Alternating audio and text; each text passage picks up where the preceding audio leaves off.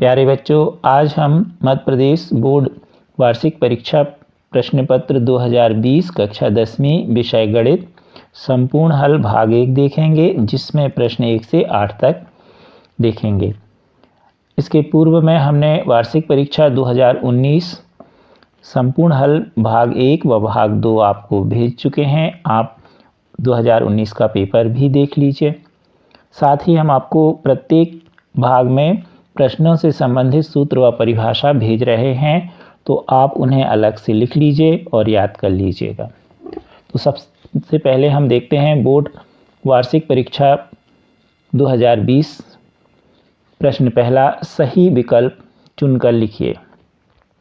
अब इसमें हम देखें तो पहला प्रश्न है A1/A2 बराबर B1/B2 बराबर C1/C2 है, तो समीकरण निकाय A1x धन B1y धन C1 बराबर 0 और A2x धन B2y धन C2 बराबर 0 के हल कैसे होंगे। तो हम आपको इसके पहले के वीडियो में हम इसकी शर्तें विस्तार पूर्वक समझा चुके हैं। जब यहाँ पर शर्त में दोनों जगह बराबर के चिन्ह हों तो इस स्थिति में समीकरण निकाय के अंततः अनेक हल होते हैं, इसलिए इसका सही उत्तर होगा डी। दूसरा प्रश्न है AP यानी समांतर श्रेणी। 10, 7, 4 का 10वां पद क्या होगा। तो इसका सही उत्तर होगा ऋण 17। अब जब इस तरह का प्रश्न आए तो आप रफ में हल कर लें। इसका प्रथम पद कहलाया 10 और द्वितीय पद कहलाया 7। तो अब हम इसका हल देखेंगे। तो सबसे पहले हम प्रथम पद को A मानेंगे और A बराबर हमको प्रश्न में दिया गया है 10 और सार्वधातुक D कैसे निकालते हैं। तो हम दूसरे पद में से पहले पद को घटाएंगे, 7 ऋण 10 तो मिलेगा ऋण 3। अब हमें 10वां पद निकालना है, तो 10वें पद का सूत्र होगा बराबर A धन 9D। अगर 10 है तो यहाँ 9 आएगा, एक कम आता है। मान लीजिए यहाँ 8वां पद होता तो आता A धन 7D, ये आप जानते होंगे। अब हम A और D के मान रख देंगे जैसे आपको रखे दिए गए हैं, हल किया है तो हमें कितना मिला ऋण 17। तो इस तरह जब प्रश्न आपको आए तो आप अलग से हल कर लें, फिर उसका उत्तर जो आपका सही हो उसे भर दें। तो इसका जो दूसरा प्रश्न था उसका सही उत्तर होगा डी ऋण 17। अगला प्रश्न है यदि द्विघात बहुपद ax² धन bx धन c के शून्यक अल्फा और बीटा हैं तो अल्फा धन बीटा का मान क्या होगा। तो ये भी आप पढ़ चुके हैं। अल्फा धन बीटा यानी शून्यांकों का योगफल। शून्यांकों के योगफल का सूत्र है ऋण b/a, तो इसलिए इसका सही उत्तर होगा a। तीसरा प्रश्न है यदि एक बिंदु P से O केंद्र वाले एक वृत्त पर PA और PB दो स्पर्श रेखाएं खींची जाती हैं जो परस्पर 80 अंश के कोण पर झुकी हैं, तो कोण POA किसके बराबर होगा। तो हमने इसको साइड में हल करके दिया है आपको। तो इसमें दो स्पर्श रेखाएं हैं PA और PB और ये कितने अंश से झुकी हुई हैं, जैसा आप देख रहे हैं 80, इसलिए ये वाला कोण कितना होगा 40, यानी OPA वाला कोण कितना होगा 40, आधा हो जाएगा। अब हम ऊपर वाले त्रिभुज में देखें OAP में, तो हमें कौन से कोण का मान बताना है POA यानी इस वाले कोण का। तो ये वाला कोण आप जानते हैं कि वृत्त के केंद्र और स्पर्श बिंदु को मिलाने वाली रेखा त्रिज्या या रेखा हम कह सकते हैं। तो यह त्रिज्या जो है स्पर्श रेखा पर लंब होती है। तो ये 90 अंश हो गया, ये 40 हो गया। अब त्रिभुज के तीनों कोणों का जोड़ 180 अंश होता है। तो 90 में 40 को जोड़ेंगे तो 130 और 180 में से 130 घटाएंगे तो 50। तो इस तरह है कोण POA का मान आएगा 50, यानी इसका सही उत्तर होगा A। अगला देखें पांचवा प्रश्न, त्रिभुज ABC और त्रिभुज BED दो समबाहु त्रिभुज हैं और इसमें D बिंदु BC का मध्य बिंदु है। तो त्रिभुज ABC और BDE के क्षेत्रफल में क्या अनुपात होगा। इसका सही उत्तर होगा C 4:1। अब इसे भी हम आपको हल करके समझा रहे हैं, तो आप देखिए। तो यहाँ पर हमने चित्र में बनाया है आपको। तो उस चित्र में आप देखिए एक त्रिभुज बनाया है ABC, इसकी सभी भुजाएं हमने मान ली हैं कि 4 सेंटीमीटर की। अब BC का मध्य बिंदु D, तो BD बराबर हो जाएगा 2। अब इसमें नीचे की तरफ हमने एक समबाहु त्रिभुज BD के आधार मानकर किया है BDE। तो इस समबाहु त्रिभुज की भुजा हो गई 2। अब इसमें लिखा है त्रिभुज ABC का क्षेत्रफल बटे त्रिभुज BDE का क्षेत्रफल। समबाहु त्रिभुज का क्षेत्रफल होता है कर्णी 3/4 भुजा का वर्ग। तो बड़े वाले त्रिभुज ABC में भुजा हो जाएगी 4, तो 4 का वर्ग। छोटे वाले त्रिभुज में भुजा हो जाएगी 2, तो हो जाएगा 2 का वर्ग। अब इस सूत्र में हमने मान रख दिया, कर्णी 3/4 से कर्णी 3/4 कट जाएगा, 4 का वर्ग होगा 16 और 2 का वर्ग होगा 4।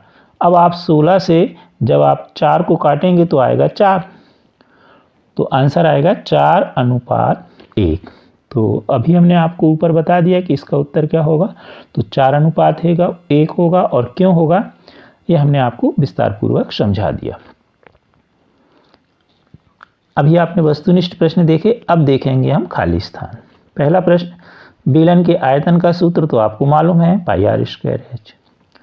दूसरा प्रश्न है, किसी प्रयोग की सभी प्रारंभिक घटनाओं की प्रायिकताओं का योग, तो आपको मालूम है यह 1 के बराबर होता है। ये सभी अपन पिछले वीडियो में देख चुके हैं। अगला है, केंद्रीय प्रवृत्ति की मापकों में एक अनुभाविक संबंध। तो इसमें माध्य, जिसे हम समांतर माध्य भी कहते हैं, बहुलक और माध्यक, माध्यक को हम मध्यिका भी कहते हैं। एक संबंध होता है 3 माध्यक बराबर बहुलक धन 2 माध्य। इस सूत्र को आप लिख भी लेना और याद भी कर लेना। r त्रिज्या वाले वृत्त का क्षेत्रफल का सूत्र आपको मालूम है, πr²। किसी वृत्त की स्पर्श रेखा उसे केवल एक बिंदु पर प्रतिच्छेद करती है। यहाँ पे हमने नोट पॉइंट दिया, इसको आप लिख लेना। किसी वृत्त की स्पर्श रेखा उसे केवल एक बिंदु पर और छेदक रेखा उसे कितने बिंदु पर काटती है, 2 बिंदु पर काटती है। तो ये नोट पॉइंट आप लिख लें। प्रश्न, अब हम तीसरे में चलते हैं, सत्य असत्य में। तो इसमें लिखा है, पहला प्रश्न, किसी बारंबारता बंटन में किसी वर्ग की संचयी बारंबारता उस वर्ग से पहले सभी वर्गों के बारंबारताओं का योग होती है। तो यह सही है। जो किसी की भी हम जो बारंबारता बंटन में वर्ग की संचयी आवृत्ति देखेंगे तो उसके पहले की सभी आवृत्तियों का योग कहलाती है। अगला है, r त्रिज्या वाले वृत्त की परिधि का सूत्र आपको मालूम है, 2πr। घात 2 के किसी बहुपद की अधिक से अधिक कितने शून्यक हो सकते, तो इसमें लिखा है 2 शून्यक। तो 2 की घात है तो 2 शून्यक, सत्य है ये। मान लो 3 की घात हो तो 3 शून्यक, 4 की घात हो तो 4 शून्यक। जितने की घात होगी उतने शून्यक होंगे। अगला है, किसी बिंदु की y अक्ष से दूरी उस बिंदु का y अक्ष का निर्देशांक कहलाती है। गलत है। यदि y अक्ष से दूरी देखेंगे तो वह x अक्ष का निर्देशांक होगा और x अक्ष से दूरी देखेंगे तो वह y अक्ष का निर्देशांक होगा। इसे नोट करके आप लिख लेना दोनों के लिए। अगला, कर्णी 2 एक परिमेय संख्या है, तो आपको मालूम है परिमेय संख्या नहीं है, अपरिमेय है, इसलिए इसका होगा असत्य। अब हम देखेंगे सही जोड़ी। तो सही जोड़ी हम देखें, पहला है cos 90 ऋण थीटा। तो आपको मालूम है cos 1 90 ऋण थीटा बराबर होता है sec थीटा।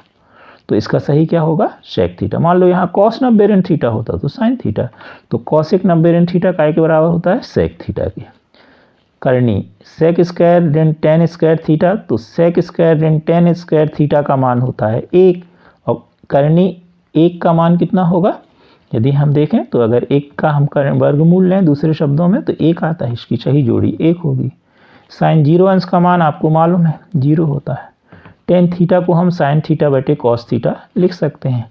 टेन थीटा को 1 बटे कॉट थीटा भी हम लिख सकते हैं। कॉस 45 का सही मान क्या होता है आपको मालूम है टेबल के अनुसार 1 बटे करनी 2। तो ये है सही जोड़ी। अब आते हैं हम प्रश्न 5 में से। तो यहाँ से आपके जो प्रश्न हैं वो एक ही नंबर के हैं, परंतु इसमें आपको एक शब्द में उत्तर देना है। तो इसमें पहला प्रश्न है दृष्टि रेखा की परिभाषा लिखिए। तो हमने यहाँ बाजू में एक चित्र बनाया है और इस चित्र में हमने ये प्रेक्षक यानी देखने वाला मान लीजिए आप हैं और आपकी आँख की सीध में जो जमीन के समांतर रेखा खींची जाएगी उसे हम क्षैतिज रेखा कहेंगे।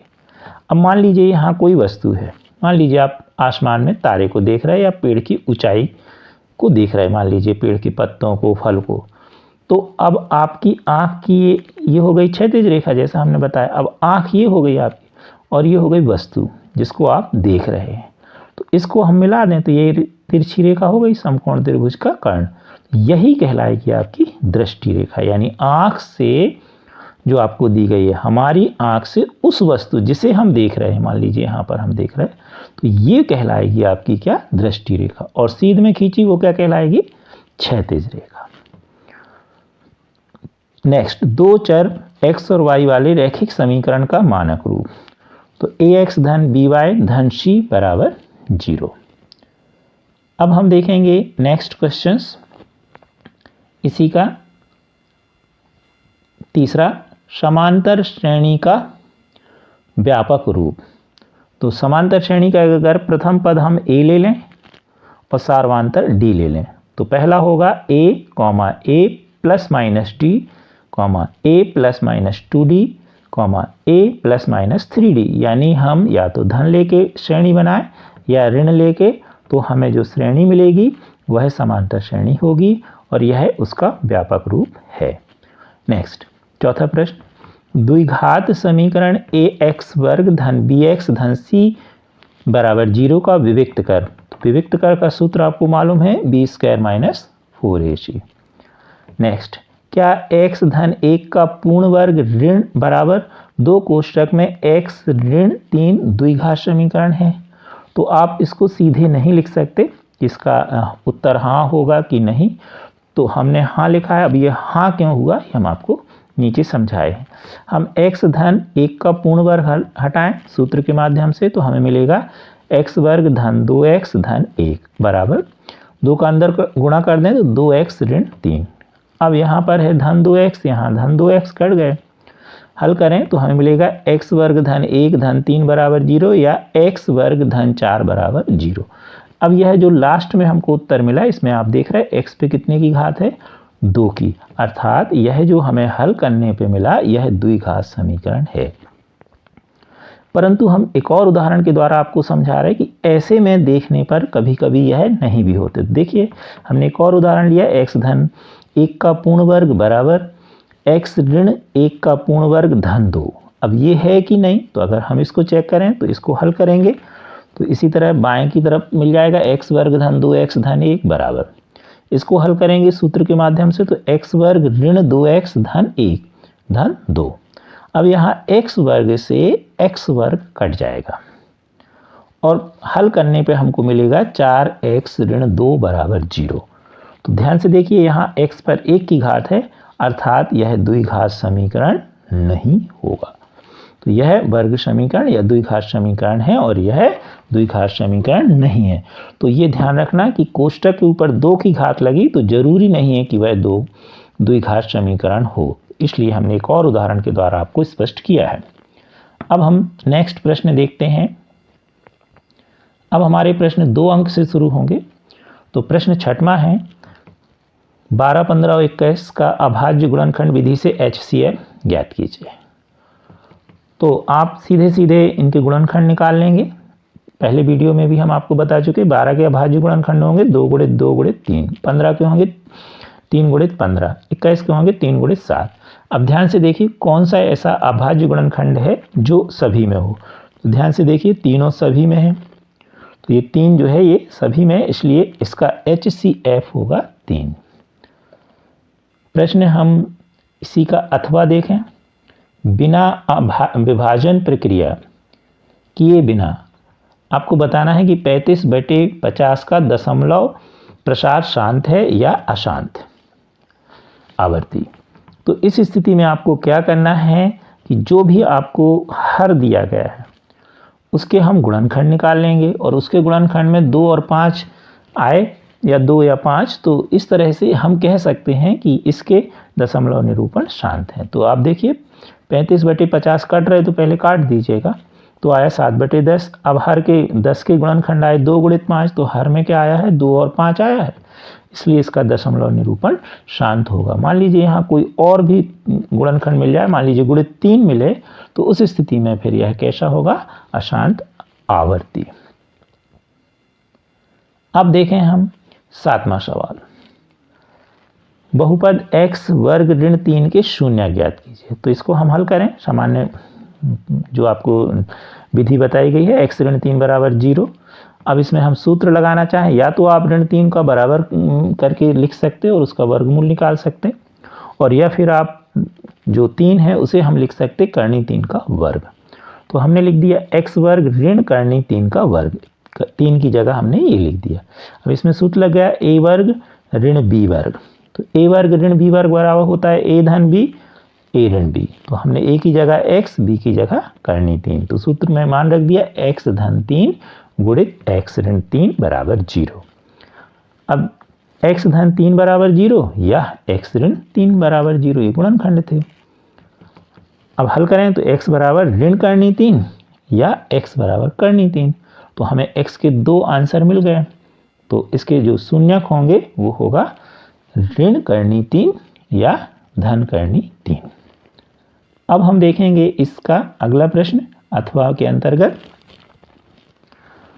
तो यहाँ पर एक ग्राफ बना हुआ है। इस ग्राफ को आप पहले ध्यान से देख लीजिए और ये देख के आपको बताना है कि जो आपको ये आकृति दी गई है इसमें px के शून्यकों की संख्या क्या होगी। तो ये ग्राफ जो बना है इसमें आप ध्यान से देखिए, x डैश यानी x अक्ष हो गई, y डैश यानी y अक्ष। अब ये ग्राफ इसको कहाँ कहाँ x अक्ष पे काट रहा है। तो ध्यान से देखिए, हम बता रहे हैं आपको, ये एक बिंदु हो गया x अक्ष पे, ये दूसरा बिंदु और ये तीसरा बिंदु। यानी जो ये ग्राफ है यह x अक्ष को 3 बिंदुओं पर काट रहा है, 3 बिंदु पर काट रहा है, इसलिए इसमें px के या बहुपद के 3 शून्य होंगे। अगला प्रश्न हम देखते हैं इसी का। मान लीजिए 4 जगह काटे तो 4 शून्य, जितनी जगह काटे ये आपको ध्यान में रखना है। प्रश्न 8वां देखेंगे हम। बिंदु 0 0 और 36 15 के बीच की दूरी। ऐसा प्रश्न भी हम आपको पिछले वीडियो में बता चुके हैं, इसलिए आप ध्यान से पिछले वीडियो को अच्छे से समझिए। इसके आगे भी हम आपको 2021 का पेपर भी भेजेंगे। तो ये बहुत सारे प्रश्न ऐसे रहेंगे जो कॉमन रहेंगे और इस तरह 3 साल के पेपर आप तैयार कर लोगे तो हम आपको विश्वास दिलाते हैं कि आपका जो 2022 का पेपर है बहुत अच्छा आपका जाएगा। इसलिए सभी वीडियो अच्छे से देखें, समझें। अब मान लीजिए कि 0 0 को हम बिंदु A मान लें और 36 15 को हम B मान लें। अब इनके बीच की दूरी, तो बिंदु के बीच की दूरी को हम AB बोलेंगे और सूत्र होता है करनी x2 माइनस x1 का whole square plus y2 minus y1 का होल स्क्वायर। अब यहाँ x2 यानी ये B वाला बिंदु हो जाएगा और x1 A वाले के लिए, तो हम इसमें मान रखेंगे, ऐसा हम आपको पढ़ा चुके इसलिए। तो हम x2 माइनस x1 की जगह लिखेंगे 36 ऋण 0, वर्ग रहेगा धन। y2 माइनस y1 की जगह लिखेंगे 15 ऋण 0 का वर्ग, करनी का निशान जो करते हो। अब ऋण 0 है तो इसको हम छोड़ सकते ऋण 0 को, तो 36 का वर्ग धन 15 का वर्ग, ए भी बराबर आपका आ गया। अब 36 का वर्ग आपको याद होगा, नहीं है याद तो आपको हम तरीका भी बताएंगे तो आप याद कर लें। तो 36 का होता है 1296 और 15 का हुआ 225। अब हमने जोड़ लिया तो ए भी बराबर आया 1521 या 1521। अब इसका वर्गमूल कैसे निकालें, या तो ये सीधे आपको याद हो, ना हो तो उसका सरल तरीका हम पहले भी बता चुके, पुनः बता रहे। जिसका भी हमें वर्गमूल निकालना उसके हम अभाज्य गुणनखंड निकालेंगे।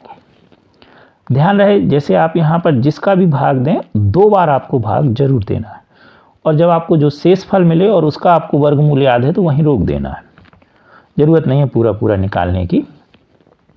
अब हम देखें, और मान लीजिए नहीं है तो फिर आप पूरा निकाल लीजिएगा। तो यहाँ पर हम देखें 1521 में 3 का भाग देंगे तो 507, 3 का भाग 507 में देंगे तो 169। अब 169 का वर्गमूल आपको याद है 13 होता है, तो इसके आगे निकालने की ज़रूरत नहीं है। तो हम लिखेंगे ए बी बराबर 3 गुणे 3 गुणे 169। अब 3 गुणे 3 जोड़ी बन गई, तो जोड़ी जब बन जाए तो वर्गमूल उस जोड़ी में से एक को हम ले लेते हैं, जो भी आपकी संख्या है। तो इसमें से हम 3 ले लेंगे और 169 का सीधे वर्गमूल 13 होता है, 13 में 3 का गुणा कर दीजिए तो ए भी बराबर आया 69, मात्रक या इकाई। अब हम आपको ये बता दें कि आप क्या करें कि संख्या लिख लें, एक तरफ वर्ग लिख लें, 1 2 3 4 ऐसे लिख के 50 तक लिख लें। 1 का वर्ग 1, 2 का 4, 3 का 9, 4 का 16, 5 का 25, 6 का 36 ऐसे 50 तक लिख लीजिए। अब सीधे आप पढ़ेंगे तो वर्ग और उल्टी दिशा में पढ़ेंगे तो वर्गमूल, जैसे हम कहें 5 का वर्ग 25, 25 का वर्गमूल 5। तो इस तरह आपको ये 50 तक याद कर लेना है और एक दूसरे से पूछना है तो याद हो जाएंगे, जिससे आपको वर्गमूल के जल्दी जल्दी सवाल बनेंगे। अब हम इसका अथवा देखें। एक्स अक्ष पर वह बिंदु ज्ञात कीजिए जो 2 ऋण 5 और ऋण 2 9 से समदूरस्थ है। समदूरस्थ मतलब समान दूरी पर। तो हम एक्स अक्ष पे बिंदु ले रहे हैं, तो एक्स अक्ष पे जब भी हम बिंदु लेंगे तो y का मान, y के निर्देशांक 0 होंगे। तो हम एक्स अक्ष पर कोई बिंदु मान लें a, जिसमें बिंदु के मान है x, 0। हम कभी कभी यहाँ a, 0 भी आपको समझा सकते हैं क्लास में, तो जो आपको हो, लेकिन y के निर्देशांक यहाँ पर 0 लिए जाएंगे। ये हमने एक बिंदु ले लिया a जो x अक्ष पे है। अब ये जो बिंदु 2 ऋण 5 है इसको b मान लें, ऋण 2 9 को हम c मान लें। अब a से समदूरस्थ है, यानी a से b की दूरी और a से c की दूरी समान है, प्रश्न में दी गई है। तो AB बराबर AC। अभी थोड़ी देर पहले आपने दो बिंदुओं के बीच की दूरी का सूत्र देखा और उसमें मान रखा।